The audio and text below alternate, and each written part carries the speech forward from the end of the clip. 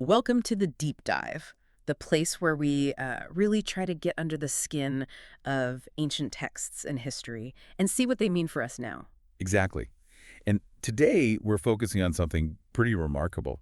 We're looking at the very first recorded conversations Jesus had with his future disciples. Right, specifically those incredibly intimate details you find in John's Gospel. We're talking John chapter 1, verses 35 through 51. Yeah, and it's not like some big public launch. John gives us this really close-up view, doesn't he? Yeah. It's all about personal invitation, genuine connection, right from the start. That's what gets me about John's account. Matthew, Mark, Luke, they often kick off with the big moments, dropping nets, leaving tax booths, dramatic stuff. Hmm. But John, he pulls us right into the quiet conversations, the curiosity, maybe even the awkwardness, and then these moments of just profound connection. It's a totally different feel. So our mission really for this deep dive is to unpack that pattern. Yeah. How did Jesus draw these first people in? How did he handle their questions, their skepticism? And how does that core invitation, the simple phrase, come and see, how does that still work? How does it still draw people? Yeah, it's powerful in its simplicity. Yeah. So maybe think about this as we start, listener. If you are genuinely searching for something truth, meaning what kind of invitation would actually make you stop and, well, follow, let's trace how it all began. Let's do it. Okay, so the scene opens, John chapter 1, verse 35. And you've got John the Baptist, who's, a major figure himself. But he's standing there with two of his own disciples. Right, guys who are already committed to his message, his demanding lifestyle. He's the focus, you'd think, but his attention is elsewhere. Exactly. He seems to really get his role, doesn't he? He's the pointer, the one preparing the way. Totally. He knew he wasn't the main event. His job was to direct people away from himself and towards the one coming after him. Yeah. And that moment happens right there, verse 36. He sees Jesus walking by. And he points and says just 5 words, but wow, what words? Behold the Lamb of God. Yeah, we really have to pause there. Lamb of God. That's Yeah. not just some quaint title. For the people hearing it then, it's packed with meaning. It's almost disruptive. Disruptive how? What would they have immediately thought? Well, think about the expectations. The Messiah, the promised one, was generally expected to be, a powerful figure, a king, a warrior, a liberator, maybe a Lion of Judah type. Right. Someone to overthrow the Romans, maybe. Exactly. But a lamb, the immediate connection for any first century Jew would be sacrifice. Lambs were the everyday offering in the temple for sin. Ah, the atonement sacrifices. And even more fundamentally, it points straight back to Passover, the lamb whose blood saved them from judgment in Egypt. So John's basically saying, this isn't about political power. This is about dealing with sin. He's the ultimate sacrifice. It connects directly to passages like Isaiah chapter 53, verse 7, about the suffering servant. So it completely shifts the focus Yeah. from earthly kingdom to spiritual redemption. And clearly those two disciples got it because verse 37 says they heard him and immediately followed Jesus. No debate, just action. Instant pivot. Which leads right into Jesus' first recorded question in John's gospel. He turns around, sees them trailing him, and asks pretty directly, what are you seeking? That's such a deep question, isn't it? Not just what's up or can I help you, but what are you seeking? What's driving you? It goes right to the heart. Think about it, these guys were already seekers. They were following John the Baptist, which meant they were looking for repentance, for God's promises to be fulfilled. Jesus isn't asking for their plans for the afternoon. He's asking them to name the fundamental longing they're trying to satisfy. Yeah, what hole are you trying to fill? What kind of answer, what kind of Messiah are you actually after? Exactly, it forces self-reflection. And their answer shows they understand this isn't just a casual encounter. They reply, verse 38, Rabbi, where are you staying? Okay, Rabbi, straight away, that shows respect, right? Teacher, master. Definitely. They recognize him as someone with authority. Mm. And asking where he's staying. I mean, on the surface, it's practical. But really, it's much more than that, isn't it? It feels like they're asking for time. Like we can't just get what we need in a quick chat on the road. Precisely. For a student, a seeker, to ask a potential teacher where they're staying is basically saying, can we spend time with you? Can we observe you? Can we learn from you over a longer period? It's an implicit request for discipleship, for a relationship. They want more than just information. They want immersion. And Jesus' response is just classic. Verse 39, he doesn't give a lecture. He doesn't list his credentials. He doesn't demand commitment. He just says, come and see. That's it. So simple, but so profound. It's his whole approach in a nutshell, isn't it? It's an invitation. Don't just take John's word for it, or even mine right now. Investigate for yourself. Experience it directly. He respects their agency, their intelligence. He's essentially saying, the proof is in the pudding, come taste it. Exactly. No coercion, just invitation to verify. And it works. The text says, so they came and saw where he was staying, and they stayed with him that day. They took him up on it immediately. And then there's that little detail that just anchors it in time. It was about the 10th hour. Yeah, but about 4 p.m. Why include that? Well, first, it tells us they spent the rest of that day with him, dropped whatever else they might have planned. Significant time. And second, mentioning the specific hour. That tells you this wasn't just another day. This encounter was so memorable, so life-changing, that decades later, the author, probably John himself, one of those two disciples, could recall the exact time it happened. It was etched into his memory. Wow. So if we boil it down, there's a clear pattern here, isn't there? Absolutely. Step 1, John's direction, someone points the way. Step 2, Jesus' question, probing the seeker's motive. Step 3, the request asking for deeper connection. Step 4, Jesus' invitation, come and see, investigate personally. And step 5, their response, they commit, they stay, their lives change. That's the blueprint right there in those first few verses. And the story flows right on. We immediately find out who one of those two was. John chapter 1, verse 40 tells us it was Andrew, Simon Peter's brother. Right. And what's striking is what Andrew does next. He doesn't just sit and reflect quietly on his amazing afternoon. No way. The experience was too powerful. It demanded action. And his very first move tells you a lot. He goes and finds his own brother, Simon. Family first. That seems significant. It really is. It shows that powerful personal discoveries often ripple out first through our closest relationships. You find something amazing, who's the first person you want to tell? Often, it's family. And Andrew's message is incredibly direct. Verse 41, we have found the Messiah. Boom. Just lays it out there. And that phrase, we have found, is loaded. It implies first that they were looking. It answers Jesus' question. What are you seeking? They were seeking the Messiah. It wasn't an accidental discovery. No. And second, it's a declaration that the waiting is over. All the prophecies, all the longing of Israel, he's here. Now, you mentioned Messiah. Maybe we should quickly clarify that. In Christ, Yeah, good idea. They get used almost interchangeably. they mean the exact same thing. Messiah is the Hebrew word, Mashiach. Christ is the Greek word, Christos. Both mean the anointed one. Anointed for what? Anointed by God for a special task, typically king, priest, or prophet. In this context, it means the promised deliverer king that Israel was waiting for. Andrew is telling Simon, in their own language, he's arrived, the one we've been waiting for. Got it. So Andrew's whole process here is almost a mini guide itself, isn't it? He has a personal experience. He prioritizes family. Yep. Makes a clear declaration. And then, crucially, He takes action. He brings Simon. exactly, active bringing. He doesn't just tell Simon about Jesus. He brings Simon to Jesus. He knows the best thing he can do is facilitate the direct encounter. Let Jesus speak for himself, essentially. It's like making an introduction, isn't it? You connect people. You don't try to be the middleman for the whole conversation. Perfect analogy. Yeah. And the reception Simon gets, this is just stunning. John chapter 1, verse 42. Jesus takes one look at the stranger Andrew brought. And says, you are Simon the son of John. You shall be called Cephas. And John helpfully adds, which means Peter. I mean, imagine being Simon. This man you've never met knows your name, your father's name, and then renames you on the spot. Talk about authority. And the name itself, Cephas, Peter. What's the significance there? Both names. Cephas in Aramaic, which Simon spoke, and Peter in Greek mean rock or stone. Jesus isn't just giving him a nickname. He's declaring Simon's future identity and purpose. He's seeing past the fisherman to the foundation stone he would become. Precisely. Jesus is looking at Simon, who, let's be honest, the other Gospels show could be impulsive, sometimes unsteady, and he sees rock-solid potential. He sees the leader he'll become. And using both the Aramaic and the Greek name, is that significant too? I think so, yeah. Cephas connects him to his immediate context. But the text makes sure we get the Greek Peter, Petros, which hints at the wider Greek-speaking world where Peter would become such a foundational figure for the growing church. Jesus sees the local fisherman and the future global apostle in the same moment. Wow. So the message is clear. Encounter Jesus, and he sees not just who you are, but who you're meant to be, your full potential. Okay, so the next day, the dynamic shifts a little again. We've seen disciples follow John's lead, and we've seen Andrew to his brother. Now, John chapter 1, verse 43, Jesus takes the initiative himself. Yeah, this is different. He finds Philip. The text says Jesus decided to go to Galilee, found Philip, and just said, Follow me. Direct command, no preamble, just follow me. That definitely highlights his authority, doesn't it? It really does. He's not waiting to be sought out here. He's actively recruiting.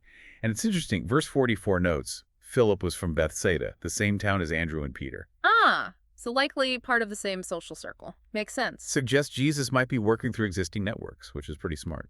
So Philip gets this direct call, and just like Andrew, his first instinct is to share the news. He finds his friend, Nathaniel. Right. And listen to how Philip describes Jesus in verse 45. It shows he's already grasped something huge. He says, "We have found him of whom Moses in the law and also the prophets wrote." Whoa, so Philip isn't just saying we found the Messiah. He's saying this Jesus is the fulfillment of the entire Hebrew Bible, Yeah. the law, the prophets, everything. Exactly. He gets the big picture connection. Then he identifies him. Jesus of Nazareth, the son of Joseph. And cue the record scratch. That name, Nazareth, triggers an immediate visceral reaction from Nathanael.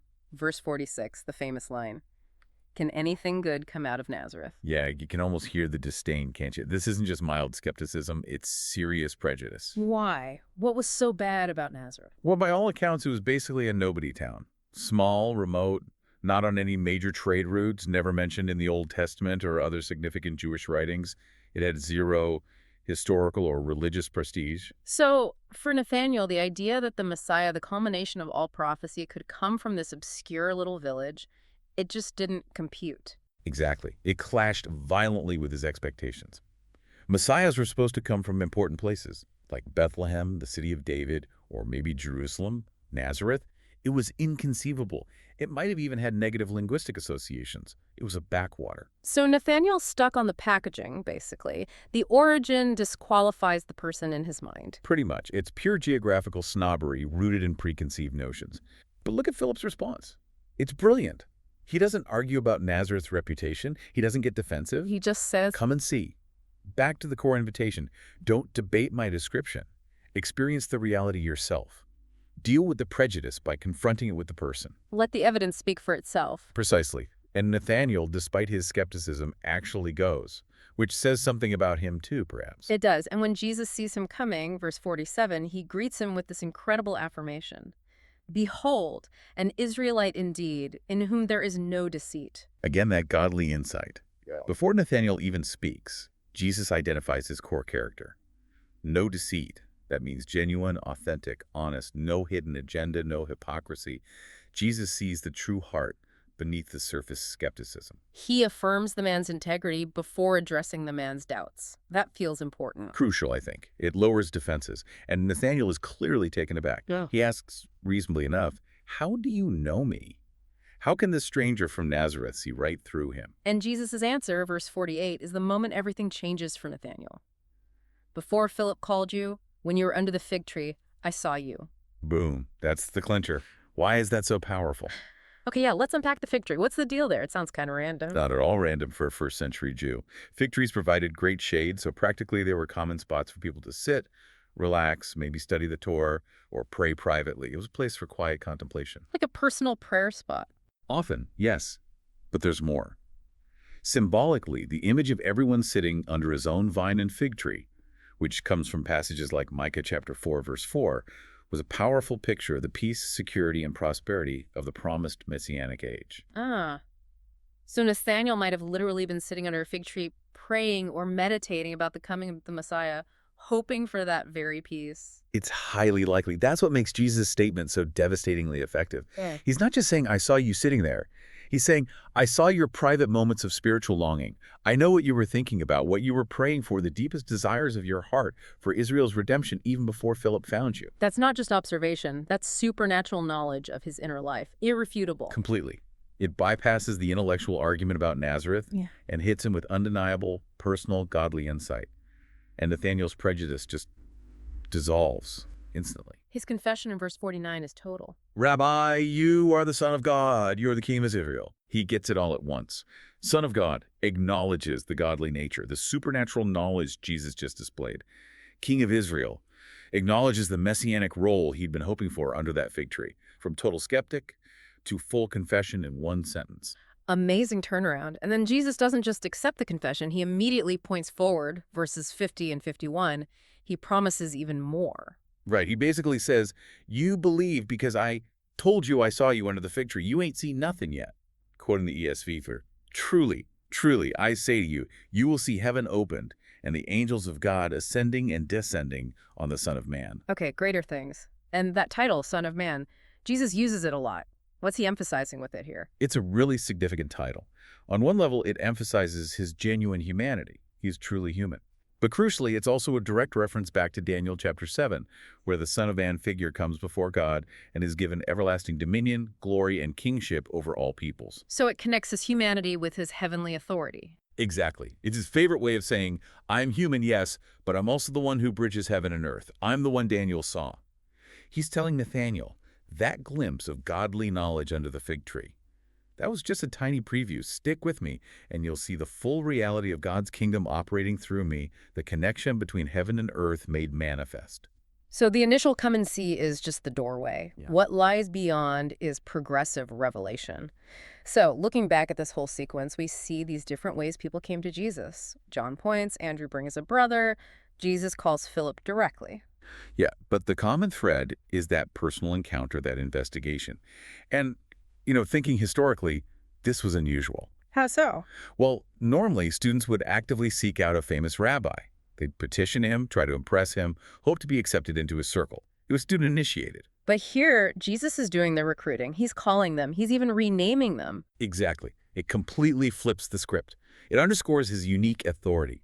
He wasn't just another teacher waiting for pupils. He was actively building his team, demonstrating a kind of godly initiative that set him apart. That authority comes through. And the Andrew-Peter dynamic that still resonates today, doesn't it? Personal introduction, networking. Oh, absolutely. Think about it. How do most people come to believe something significant, or even just get a new job? Often it's through a trusted friend or family member making an introduction, vouching for something or someone. Personal relationships are key. They really are.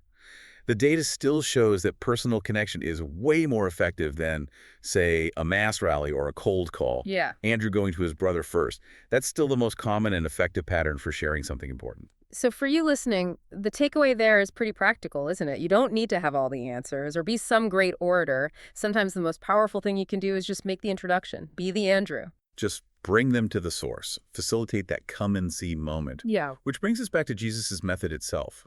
What does come and see really tell us about his approach to truth, to people? Well, it seems incredibly respectful. Respectful of their intelligence, their time, their freedom. It's not about argument or pressure, is it? It's invitation. It's here's the claim, here's the evidence, which is primarily me, my presence, my actions. Investigate it for yourself. It doesn't demand blind faith. It actually invites scrutiny. Kick the tires, like we said. Right. Think about that in any field. If you have confidence in your findings, whether it's science or history or philosophy, you don't hide the data. You say, come and see, check my work, run the experiment. Jesus models that kind of open invitation to verify. It validates the honest seeker, but then you have the Nathaniel situation. Right. What about deep-seated prejudice? That's a huge barrier. And Jesus' handling of it is just masterful. He doesn't get drawn into a debate about Nazareth's reputation. He doesn't attack Nathanael for being skeptical. What does he do first? He affirms him. An Israelite indeed, in whom there is no deceit. He validates the person's integrity. Exactly. He connects with the person behind the prejudice. He sees the genuine heart looking for truth, even though it's currently blocked by this cultural blind spot. He builds a bridge by affirming Nathanael's character. So the lesson maybe is, when you encounter that kind of skepticism, don't just hammer on the point of contention. Try to find common ground. Affirm the person's sincerity if you can. I think that's absolutely right. Build a relational bridge first. Then, once Nathanael is listening, Jesus offers that piece of undeniable personal proof, the fig tree moment. Something Nathanael can't argue away because it speaks directly to his own experience. It bypasses the intellectual roadblock. Completely. And that's so relevant for us. People today might not be prejudiced against Nazareth, but they have other roadblocks, right? Preconceptions about faith, about science, about politics, about people from different backgrounds. Jesus' approach shows us a way through. Connect with the person, affirm what's true in them, and then invite them to come and see the reality that might challenge their prejudice. We need to think about our own Nazareth roadblocks too, don't we? Where do we assume nothing good can come from? Which sources, which people, which ideas do we dismiss out of hand because of their origin? That's a challenging thought. We all have them. We assume wisdom only comes from certain places, certain institutions, certain types of people. Nathanael reminds us to question those assumptions. Truth can show up in unexpected places. And the reward for Nathanael overcoming his prejudice was immediate and profound. He saw who Jesus was. And that promise of greater things kicks in. The first step of accepting the invitation, of being willing to come and see despite his doubts, opened the door to everything else. It leads to ongoing discovery. Which brings us maybe to some points for reflection for you, the listener, based on these encounters. Yeah. First, that question Jesus asked, what are you seeking? If he asked you that right now, what would your honest answer be? What deep longing or need is driving you today? Are you looking for quick fixes, or are you open to that deeper, staying with him kind of relationship with truth? That's a good one. And second, thinking about Andrew and Philip, how could you use that gentle, no pressure, come and see approach? Who in your life might just need an invitation, not a lecture, but an invitation to explore something you found meaningful? Maybe a friend, family member, colleague. Yeah, who needs that personal introduction? Yeah. And finally, what might be your own Nazareth roadblock? What prejudice, what assumption, cultural, intellectual, whatever might be stopping you, or someone you care about, from really seeing something or someone clearly worth pondering? So, as we wrap up this deep dive, the big takeaway for me is just how relational and respectful it all was at the very beginning. Jesus didn't start with demands or doctrines. His first words to searching hearts were essentially, want to know more, let's spend some time together. It was, come and see. That invitation is the foundation. And maybe the memory nugget to hold on to from this is that simple, powerful sentence from John chapter 1, verse 39. He said to them, come and see. So they came and saw where he was staying, and they stayed with him that day. That's the cycle. Invitation, investigation, commitment. And maybe a final thought to leave you with, building on that promise to Nathanael, the initial come and see is never the end point. It's always, always just the beginning. Accepting that first invitation, stepping past that first doubt, opens the door to seeing those greater things Jesus talked about. Right. The first encounter is just the start of the journey. If you keep investigating, keep seeking, who knows what deeper truths, what greater revelations are waiting? What might your fig tree moment reveal if you're willing to look? Something to think about. Definitely. Until next time on The Deep Dive.